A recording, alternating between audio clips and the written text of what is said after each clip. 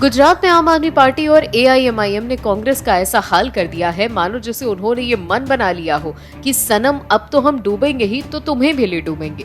ऐसा बोला इसीलिए जा रहा है क्योंकि गुजरात में अरविंद केजरीवाल के नेतृत्व वाले संगठन ने गुजरात विधानसभा चुनावों में सिर्फ 5 सीटों पर ही जीत दर्ज की हो और एआईएमआईएम को एक भी सीट नहीं मिली। लेकिन दोनों दलों की उपस्थिति ने मुख्य विपक्षी पार्टी कांग्रेस के 17 सीटों पर सिमटने को मजबूर कर दिया है। आलम यह है कि कांग्रेस विधानसभा में अब विपक्षी पार्टी का दर्जा पाने से भी दूर रह गई है। इस बार गुजरात चुनाव में आम आदमी पार्टी को कुल 13% ही मत हासिल हुए हों और दूसरी ओर एआईएमआईएम की स्थिति तो नोटा से भी बुरी हुई क्योंकि उसके पाले में मात्र 0.29% ही वोटिंग हुई। लेकिन ये दोनों ही पार्टियां कांग्रेस के पक्ष में पड़ने वाले वोटों को जमकर काट चुकी हैं और गुजरात में कांग्रेस पार्टी के लिए राजनीतिक यमराज साबित हुई हैं, जिस कारण कांग्रेस का गुजरात के राजनीतिक इतिहास में सबसे बुरा प्रदर्शन रहा है और गुजरात की राजनीति में रसातल पर चली गई है। अभी कांग्रेस शायद अपनी गुजरात की हार की विवेचना कर रही होगी, तब तक उसकी धड़कन एक बार फिर से दोनों पार्टियों ने बढ़ा दी है क्योंकि अब दोनों ही पार्टियों ने मध्य प्रदेश चुनावों में भी ताल ठोकने की तैयारी कर ली है और इस बार भी वो शायद कांग्रेस के ही वोट बैंक में सेंधमारी करेंगी। अगर मध्य प्रदेश की बात की जाए तो एमपी में भी 8% मुस्लिम मतदाता हैं। अभी एमपी में बीजेपी के 127 और कांग्रेस के 97 विधायक और अब शायद उन्हें ये डर सता रहा है कि कहीं यहाँ भी कांग्रेस का गुजरात वाला हाल न हो जाए क्योंकि गुजरात में भी कांग्रेस नई सीटों पर बहुत कम मार्जिन से हारी, जहां इन दोनों पार्टियों ने चुनाव लड़ा है।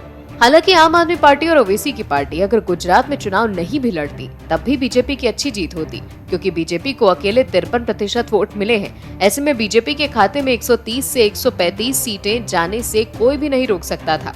लेकिन हाँ, केजरीवाल और ओवैसी की मौजूदगी ने बीजेपी को 20 सीटें ज्यादा जीतने में मदद की और अब मध्य प्रदेश में भी केजरीवाल और ओवैसी के ताल ठोकने से बीजेपी की प्रचंड जीत तय मानी जा रही है। एमपी में पहले ही ये दोनों ही पार्टियां निकाय चुनाव में अपना हाथ आजमा चुकी हैं, जिसमें कांग्रेस को ही नुकसान पहुंचा है, जिस कारण बीजेपी के साथ ही कांग्रेस को आम आदमी पार्टी और एआईएमआईएम के मोर्चे पर भी लड़ना है। इसीलिए अब कांग्रेस को धरातल पर अपने कैडर को मजबूत करने के साथ ही रणनीति में भी बदलाव करने की जरूरत है, नहीं तो एमपी में भी कांग्रेस का गुजरात वाला हाल होते देर नहीं लगेगी। आम आदमी पार्टी के नेताओं को केंद्रीय जांच एजेंसियों का खौफ सताने लगा है। आम आदमी पार्टी के कई नेता भ्रष्टाचार के आरोपों में फंसते हुए चले जा रहे हैं। ऐसे में आपके नेताओं को सपनों में भी जांच एजेंसियां ही आ रही हैं। आम आदमी पार्टी नेताओं पर कार्रवाई को लेकर आम आदमी पार्टी सांसद संजय सिंह को मोदी सरकार से भिड़ना भारी पड़ गया। दरअसल अभी संसद का शीतकालीन सत्र चल रहा है जो कि 27 दिसंबर तक चलेगा, लेकिन शीतकालीन सत्र में भी सदन के भीतर का पारा चढ़ा हुआ है। आम आदमी पार्टी के राज्यसभा सांसद संजय सिंह को राज्यसभा के नेता सदन पीयूष गोयल ने करारा जवाब दिया। राज्यसभा में केंद्रीय मंत्री पीयूष गोयल ने संजय सिंह पर प्रहार करते हुए कहा कि लोग सोशल मीडिया पर कई दावे करते हैं जो तथ्यों से पुख्ता नहीं होते हैं। उन्होंने संजय सिंह पर निशाना साधते हुए कहा कि राज्यसभा के एक वरिष्ठ सांसद ने दावा किया कि अब तक 3000 राजनीतिक लोगों पर छापेमारी की गई, जो कि पूरी तरह से गलत है। दरअसल पीयूष गोयल का ये बयान आम आदमी पार्टी के राज्यसभा सदस्य संजय सिंह के पलटवार में आया है। संजय सिंह ने ट्वीट कर प्रवर्तन निदेशालय यानी ईडी की तरफ से विपक्षी नेताओं पर छापेमारी का मुद्दा उठाया था। आम आदमी पार्टी सांसद ने आरोप लगाया कि इस तरह के 3000 छापे मारे गए हैं। उन्होंने आरोप लगाया कि सरकारी एजेंसियां जानबूझकर विपक्ष को परेशान कर रही हैं और साथ ही उन्हें जेल में भी डाला जा रहा है। हालांकि इसे लेकर पहले भी सत्ता पक्ष कड़ी आपत्ति जता चुका है। इससे पहले अध्यक्ष जगदीप धनखड़ ने भी कहा था कि आरोप प्रमाणित होने चाहिए। अब इस मुद्दे को पीयूष गोयल ने भी राज्यसभा में उठाया है। इस पर धनखड़ ने कहा कि प्रमाणित नहीं होने वाले किसी भी आरोप के परिणाम होंगे। वो इस मुद्दे को लेकर फ्लोर नेताओं से मिलेंगे। कुल मिलाकर देखें तो विपक्ष पूरी तरह से हताश नजर आ रहा है।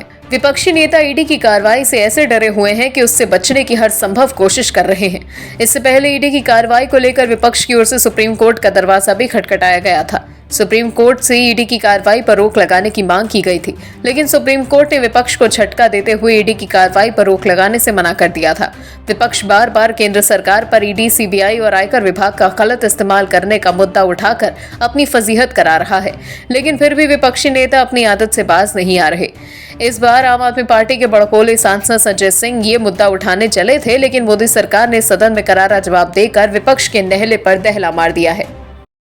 क्या बिहार में एक बार फिर खेला होने वाला है?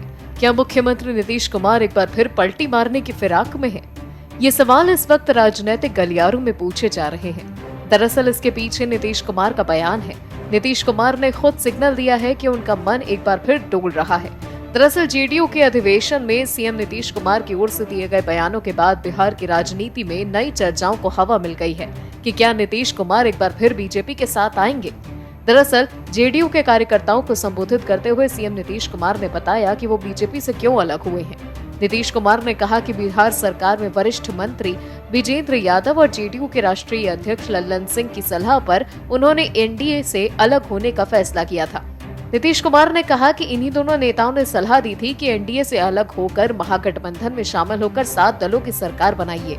वहीं इस दौरान सीएम नीतीश ने भी आरोप लगाया कि 2020 के विधानसभा चुनाव में भी बीजेपी के साथ होने के बावजूद उन्होंने जेडीयू को डैमेज करने का काम किया।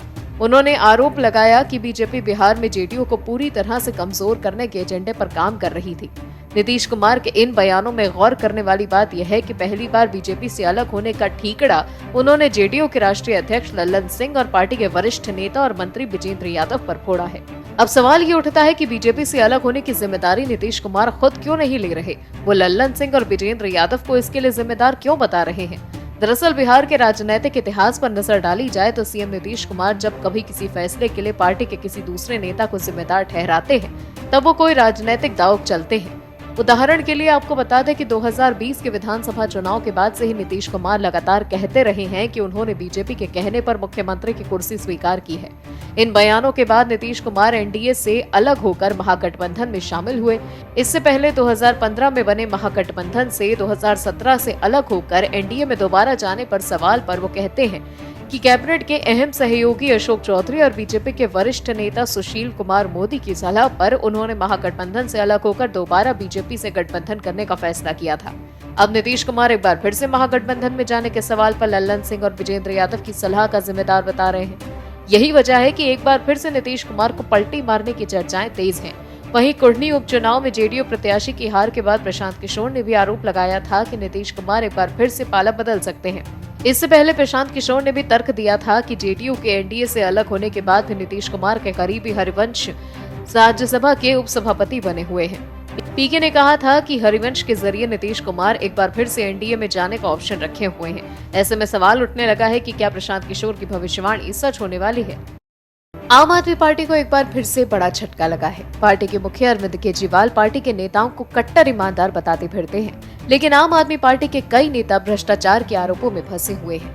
कुछ नेता तो जेल की हवा भी खा रहे हैं। इनमें सबसे बड़ा नाम सत्येंद्र जैन का है। वहीं उप मुख्यमंत्री मनीष सिसोदिया भी जांच एजेंसियों के रडार पर हैं।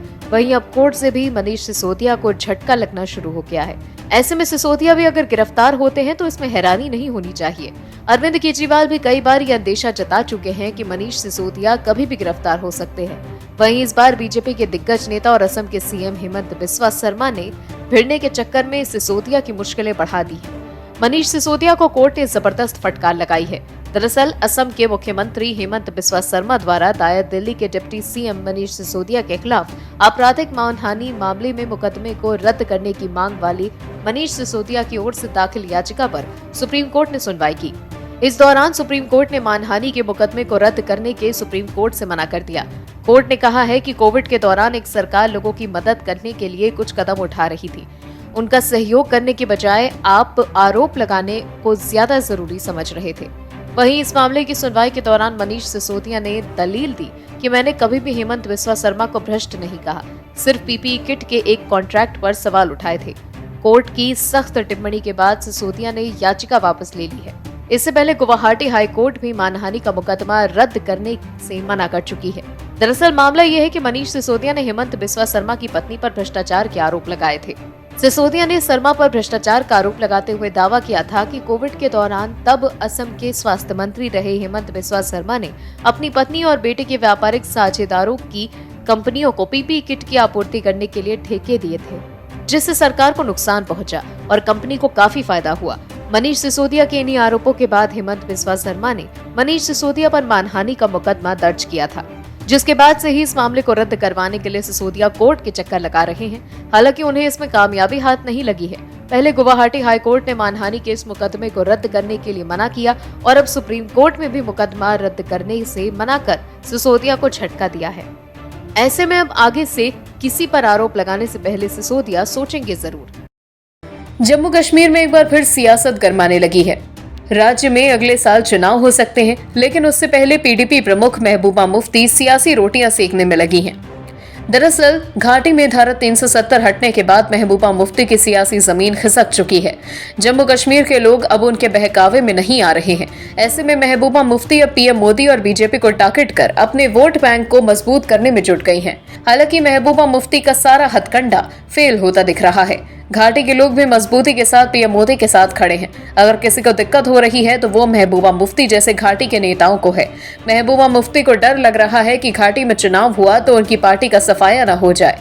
वहीं उन्हें अपने ऊपर शिकंजा कसने का भी डर सता रहा है। ऐसे में महबूबा मुफ्ती ने एक बार फिर मोदी सरकार पर निशाना साधा है। महबूबा मुफ्ती ने ट्वीट कर जम्मू कश्मीर प्रशासन द्वारा केंद्र शासित प्रदेश में सभी परिवारों का एक प्रामाणिक और सत्यापित डेटाबेस बनाने की प्रस्तावित योजना के खिलाफ आवाज उठाई है। उन्होंने कहा कि सभी परिवारों के लिए बनाई जा रही यूनिक आईडी एक और नया तरीका है जम्मू कश्मीर के रहवासियों पर नजर रखने का और शिकंजा कसने का। पूर्व मुख्यमंत्री ने कहा कि कश्मीरियों को शक की निगाह से देखा जाता है। उन्होंने परिवारों को विशिष्ट पहचान पत्र देने की योजना को निगरानी का एक अन्य हथकंडा बताया। मुफ्ती ने ट्वीट करते हुए लिखा कि जम्मू कश्मीर के निवासियों के लिए विशिष्ट परिवार पहचान पत्र बनाना इस बात का संकेत है कि 2019 के बाद से अविश्वास बढ़ रहा है। कश्मीरियों को शक की निगाह से देखा जाता है और ये उनकी जिंदगियों पर नकेल कसने के लिए निगरानी का एक और हथकंडा है। आपको बता दें कि जम्मू कश्मीर प्रशासन केंद्र शासित प्रदेश में सभी परिवारों का एक प्रामाणिक डेटाबेस बनाने की योजना बना रहा है। इसमें शामिल किए गए प्रत्येक परिवार का एक अनूठा कोड होगा और इस कदम का उद्देश्य विभिन्न सामाजिक योजनाओं के पात्र लाभार्थियों के चयन को आसान बनाना है। आपको बता दें कि हाल ही में ई गवर्नेंस पर एक राष्ट्रीय सम्मेलन का अनावरण किया गया था, जहां जम्मू कश्मीर के उपराज्यपाल मनोज सिन्हा और हरियाणा के मुख्यमंत्री मनोहर लाल खट्टर ने digital Jammu Kashmir vision document जारी किया। इस योजना को लेकर प्रशासन ने कहा कि इसका मुख्य उद्देश्य विभिन्न सामाजिक कल्याण योजनाओं के पात्र लाभार्थियों का आसान चयन करना था। एक तरफ जहां बीजेपी ने फैमिली आईडी आवंटित करने के प्रस्तावित कदम का स्वागत किया है, वहीं महबूबा मुफ्ती और घाटी के अन्य दलों ने इसकी आलोचना करते हुए निजी डेटा सुरक्षा पर चिंता व्यक्त की है। गुजरात विधानसभा चुनाव में बीजेपी को रिकॉर्ड जीत मिली है। वहीं गुजरात में सरकार बनाने का दावा करने वाली आम आदमी पार्टी का सफाया हो गया है। लेकिन अब नतीजों के बाद केजरीवाल के साथ खेल हो गया है। जहां एक तरफ अरविंद केजरीवाल राष्ट्रीय पार्टी बनने को लेकर ढिंढोरा पीट रहे थे, अब चुनाव के बाद केजरीवाल को बड़ा झटका लगा है। दरअसल गुजरात में आम आदमी पार्टी के 5 ही कैंडिडेट जीते थे। उनमें से 4 विधायक केजरीवाल के हाथ से निकलते दिख रहे हैं। आम आदमी पार्टी के 5 विधायकों में से 4 सत्तारूढ़ बीजेपी में शामिल हो सकते हैं। आम आदमी पार्टी के नवनिर्वाचित विधायक भूपत भाई भयानी ने बीजेपी का समर्थन करने का फैसला किया है और जल्द ही वो बीजेपी में शामिल भी हो सकते हैं। वहीं उनके अलावा आम आदमी पार्टी के 3 और विधायक बीजेपी में शामिल हो सकते हैं। लेकिन फिलहाल भूपत भाई भयानी, उमेश मकवाना और सुधीर वघानी आम आदमी पार्टी के ये 3 विधायक हैं जिनके बीजेपी में शामिल होने की अटकलें तेज हैं। इसके अलावा 3 निर्दलीय विधायकों ने भी बीजेपी का समर्थन किया है। वहीं आम आदमी पार्टी एमएलए के बीजेपी में शामिल होने की खबर को लेकर भूपत भाई भयानी ने इस बात पर प्रतिक्रिया देकर मुहर लगा दी है। भूपत भयानी ने एक न्यूज चैनल से बातचीत में कहा कि वो अपने निर्वाचन क्षेत्र के लोगों, अपने समर्थकों और किसानों से मुलाकात के बाद बीजेपी में शामिल होने पर फैसला लेंगे। उन्होंने कहा कि मेरे क्षेत्र की जनता कहेगी तो मैं बीजेपी से जुड़ जाऊंगा। मैं बचपन से आरएसएस का स्वयंसेवक हूँ। मेरी विचारधारा आप समझ सकते हैं। आरएसएस अच्छा संगठन है। इतना ही नहीं, पीएम मोदी की तारीफ करते हुए भूपत ने कहा कि मैं नरेंद्र मोदी को पसंद करता हूँ। वो देश का गौरव है। पीएम मोदी पर सभी गुजरातियों को गर्व है। मुझे भी गर्व है। गुजरात चुनाव में बीजेपी की जीत पर उन्होंने कहा कि मैं इस जनादेश का सम्मान करता हूं। यह ऐतिहासिक जनादेश है। मैं पहले बीजेपी में ही था और बीजेपी मेरा परिवार रहा है। अभी तक मैं आम आदमी पार्टी में ही हूं। मैंने बीजेपी ज्वाइन नहीं की है। लेकिन भूपत भयानी ने आगे ये भी कहा कि पूर्व सीएम विजय रूपाणी मुझे बेटे की तरह मानते हैं। सरकार से जुड़ने के पीछे की वजह विजय रूपाणी है। सरकार से इसीलिए जुड़ना चाहता हूँ ताकि अपने क्षेत्र की समस्याओं का समाधान कर सकूं। उन्होंने कहा कि अगर मेरी कनेक्टिविटी सरकार के साथ नहीं होगी तो मैं कैसे काम करूंगा। विजय रूपाणी जी से पारिवारिक संबंध है। वहीं भूपत भयानी ने यह भी कहा कि वो किसी पार्टी से शामिल नहीं होंगे, बल्कि आम आदमी पार्टी के वफादार सिपाही के तौर पर काम करेंगे। लेकिन बीजेपी के सूत्रों ने यह दावा किया है कि पार्टी आम आदमी पार्टी के 4 विधायकों के साथ बातचीत कर रही है, क्योंकि यदि आम आदमी पार्टी के 5 विधायकों में से 2 तिहाई से अधिक विधायक बदल जाते हैं तो दल बदल विरोधी कानून के प्रावधानों को दरकिनार कर दिया जाएगा। ऐसे में अगर आम आदमी पार्टी के 4 विधायक बीजेपी में शामिल होते हैं तो केजरीवाल का आम आदमी पार्टी को राष्ट्रीय पार्टी बनाने का सपना अधूरा रह जाएगा। और भी वीडियोस देखने के लिए चैनल को सब्सक्राइब करें और बेल आइकन को दबाएं।